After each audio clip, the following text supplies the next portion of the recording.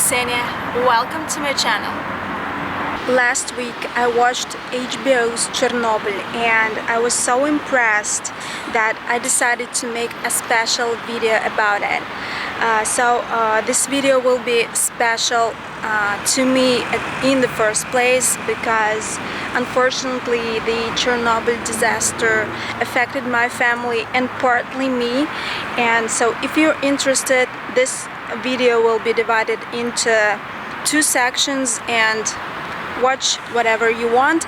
Just check the timing of the sections. And I came to this park not just to show you its beauty or how awesome it is. I came here for a reason.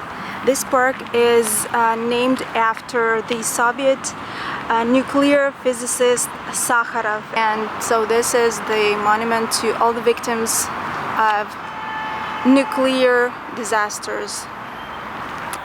If you have already watched HBO's Chernobyl, you might be aware that reactor 4 of the Chernobyl Nuclear Power Plant exploded early in the morning on the 26th of April 1986.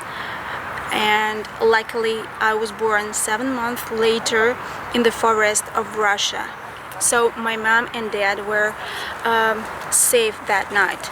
But my aunt Irina, her husband and two their children lived in Pripyat at that time, and my aunt Irina and her husband and her older son worked at the Chernobyl nuclear power plant, and my aunt worked that night at the plant. She was in the night shift.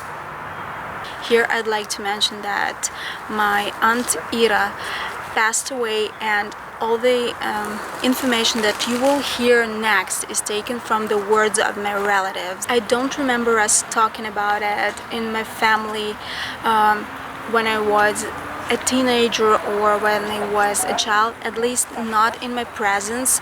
So I only knew that my Aunt Ira and her family lived in Pripyat, and that's it.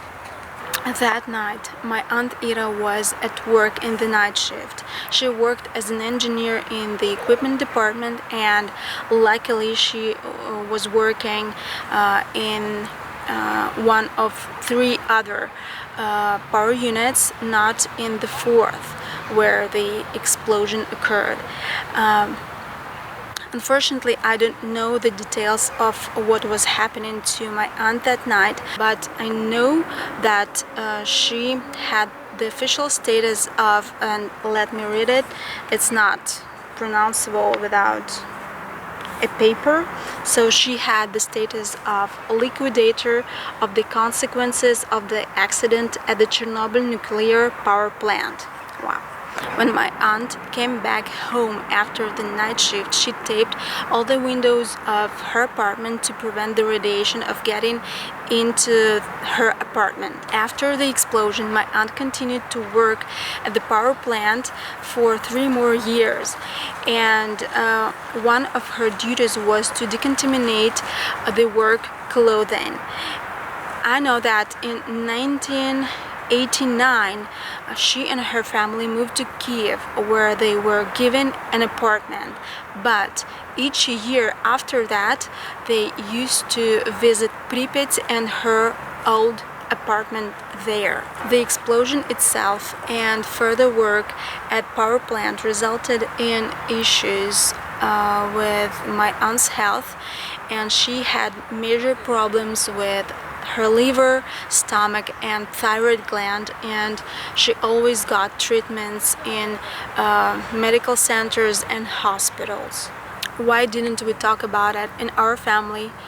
Okay guys, just imagine you live your life in a modern young town, you have a great job at a modern nuclear power plant, which is a piece of Soviet pride, by the way, and one day that life is over because of the things you cannot even see, and you have to abandon your apartment, taking just a few things with you because all your stuff is contaminated and radioactive already, and you'll never going to get back.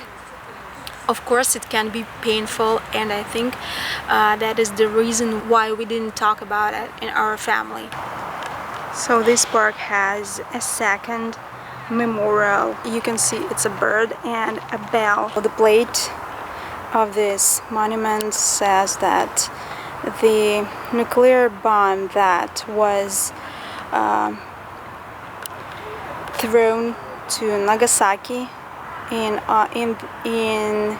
August 1945 has vanished the city, and all the people, the society, the culture died that day, and the only thing that was found intact was a bell in a temple, and that bell is now here, but I don't understand if it is the original bell or a replica, so the plate doesn't say it. And now I would like to share my personal story concerning the Chernobyl disaster. What I have to mention before that is that a radioactive cloud from Chernobyl went towards Belarus and partly settled on its territory. As far as I know, it is relatively high even now on the Ukrainian and Belarusian border. As I mentioned before, I was born 7 months after the explosion in the far east of Russia.